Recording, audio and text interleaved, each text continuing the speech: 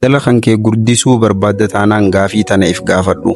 Akkamiinin maallaqa danuu walitti hammaarradha jechuu dhiisiiti akkamiinin qulqullinaa fi sadarkaa tajaajila kiyyaa ol kaasa jechuudhaan if gaafadhu. Daldala keessatti seerri warqiin maallaqni qulqullina tajaajilaatii fi qabiyyee oomishaatiif kan kafalamu. Adaduma ati rakkina hedduu furtuun maallaqni hedduun karaa kee dhufa. Adaduma ati karaa gaariidhaan rakkina furtuun galii gaarii argachaa deemta.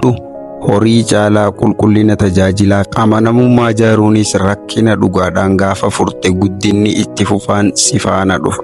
Ilaalcha rakkina furuudhaa dursuunis maamila kan keetiif dursa kennuudhaaf rakkina guddaa isaan qaban irraa furi. Haala kanaan rakkina guddaa maamiloota keetii furuudhaan waliin guddadhu. Itti quufinsi tajaajila maamiltoota kan keetii akka isaan namoota hedduu si afeeran akkasumas gartee seelii guddaa akka qabaattu si godha. Gaafiiwwan armaan gadiitiis if gaafadhu. Karaa kamiin tajaajilli kan kee tajaajilootaa fi oomishoota jiran caalaa rakkina maamila keetii fura? Lammeessoo haala kamiin hunda caalaa maamiloota kan kee fayyaduu dandeenya? Sadeessoo ilaalchi yookaan gaafiin maamilaa tan akka ati waa kaleeytuuf si kakaasuu jirtu maali?